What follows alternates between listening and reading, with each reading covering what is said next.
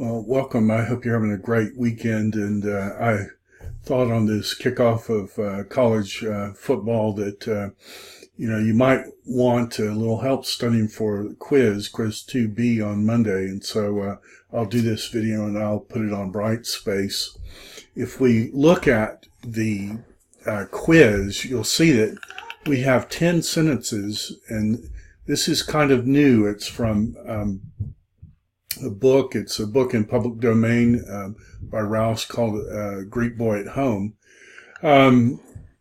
If you want to know who Roush is, think Harry Potter, like this elite school where people, the future rulers of Britain would go to learn things like Greek and Latin and other things. He taught at a school like that, and he's a brilliant teacher. And he is teaching Greek in a way so that with the words you already know in English, you can guess the words you don't know. And so this is an elite school that he ran for fourth graders, fifth graders, and this was the book that he wrote for them. And so we're going to use it some in our class as well, even though we're learning New Testament Greek. We want to be able to read classical Greek too, and so this is a standard classical Hellenistic instruction.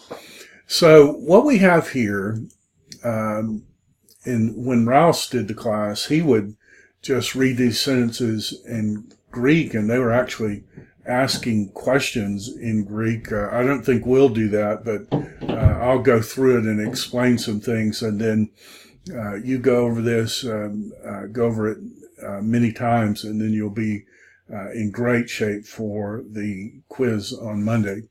So this says, ego men eimi paidion Hellenikon. So ego, when we had the sight words, we thought, well, this word is related to the word ego, and this is the word I in Greek. Now, one of the things that I'm going to do for you, I'm going to give you a document. I'll post this on Brightspace, and I'll put it in the link when I upload this on YouTube. This is a ledger size chart, 11 by 17, that has all the endings in Greek in one setting. And we're going to look at some of these over time. We're kind of memorizing our way through this list. You might recognize that this is what we memorized in the very first quiz. Well, if we do that, if we come all the way over here, this is our personal pronouns. And so this is the nominative form of I. I, of me, to me, me, us, of us, to or for us. Us is the direct object. So in time, we're going to learn this, but for now, we just want to see this ego is the nominative. And so when we come to this thing, we know men from the vocabulary on the one hand, and recall that men is post-positive, so you have to move it up one when you translate it in English. On the one hand, I, and then we have this word eimi. And if we come down to our chart, what we're going to see is we have this wonderful paradigm of this I am, you are, he, she, or it is, we are, you are, they are. We already know from John 1 the ain part. In GRK, ain halogos. In the beginning the word was. Well, now we're going to pick up this eimi, which is the present. This is the imperfect past tense. We'll learn more about it later. But this is the present version of that, and it means I am. So when we have this sentence, on the one hand, I am a paidion Hellenikon. I am a Paidion Hellenikon. Now, Roush gives you that because he thinks you can guess what those words mean. You might recall that on the end of the word is a diminutive, so it's a little version of whatever the word is. So I am a Paidion Hellenikon. Well, Hellenikon comes almost straight in English as the word Hellenic. I am a Hellenic, or Greek, I suppose we would say. I am a little something. Well, I mean, what's the name of the book? The name of the book is Greek Boy at Home. So here's his first sentence. Roush wrote these sentences to teach us. On the one hand, I am a little Greek boy. I am a little Greek boy. On the other hand, so this is de, and de, when it's followed by a word with a vowel, the epsilon will drop off, and this is called an elision mark when that happens. On the one hand, I'm a little Greek boy. But on the other hand, so you have to move that up, oiko, and if we go back to our main chart, if we go all the way at the beginning, we'll see that there's some endings that you can put on a word, and that will make it I do this, you do this, he, she, or it does this, we do this, you do this, they do this. And we have the word oik, which is related to the word house. So what would you do? How would you make the word house a verb? Well, it's probably the word live, isn't it? On the one hand, I'm a little Greek boy, and I live in Agrois. Now, Roush thinks you can guess what that means. I'm a little Greek boy, and I live in the fields. We get the word agriculture from this. Here we have a vocabulary word, for, and then this is a new word, but it's really from a familiar word, in, and then the word for this, and then the word for there.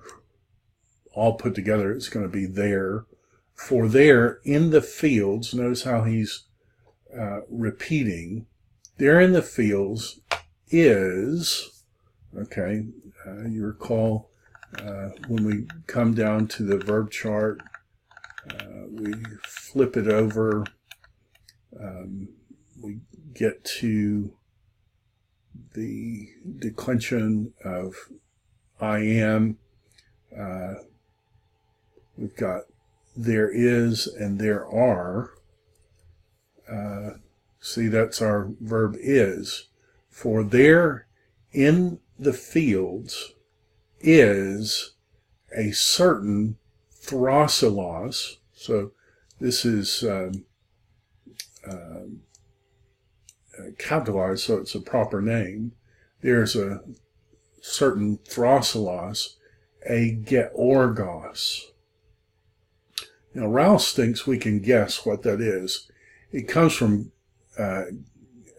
gay. We get the word geo, so like land, and then the word ergos, which is the word worker, a certain land worker. Well, what's another word for land worker? Is it not the word farmer? And in fact, in English, we get the word George. From this word George means the farmer. For there in the fields is a certain throsilos, a certain farmer, throsilos. And whenever I have a footnote there, usually that means I'm going to give you some information that will help you translate. And throsilos means something like bold plunderer. All the names in Greek mean something, and so throsilos is the bold plunderer. I guess his family thought that he would be someone who gained great wealth in battle when he was named. On the one hand, I am a little Greek boy. on the other hand, I live in the fields. For there in the fields, a certain farmer, Throssilos. And then this is where Roush is just a teacher par excellence. So this is the relative pronoun. If we go to our chart, we're going to learn this in a few weeks, but if we want to look at it now, this is the word who or which. So this is the nominative form. You can see it's just the standard endings that we've already learned, but with a rough breathing and an accent. That's why you aren't confused that it's a definite article. So this is the word who. So there's a certain farmer Throssilos, comma, who Georges. Now, can you recognize that this is the noun form, Georgos? And can you recognize that this is a related word? And again, if we go back to our chart with all the forms, where we can just see all the forms together, we've got o, ace, a, amen, eta, usi. A is third singular, so that's he, she, or it when added to a verb. So what would you think this verb would mean? Well, if this is the noun farmer, how would you take the word farmer and turn it into a verb? Wouldn't it be farms? Is a certain Throssilos who farms and has, notice these are the same endings, echo as I have, who farms and has a chorion. Now, if you're learning this on your own and you don't know what a chorion is, if you were like me when I started learning Greek, you would run to the lexicon and you would look up what the word chorion meant. Roush doesn't want you to do that. Roush thinks you're going to be the future rulers of Britain. He thinks you're smart enough to guess what the word is. And so he wants you to keep reading. So there in the fields, a certain farmer is a certain farmer Throssilos who farms and has a chorion. We don't know what chorion is at this point. Sentence 5. So you ask, this is the word you ask, eratao.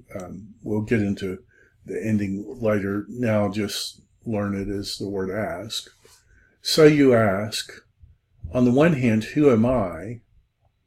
And on the other hand, who is Throssilos? Lego Day, I will surely tell you. For I am a teknon. You know, when Julius Caesar died, he said to Brutus, Kai su teknon, and you child. For I am a child of Throssilos. Notice this is genitive, and it depends on this word, child. For I am child of Throssilos.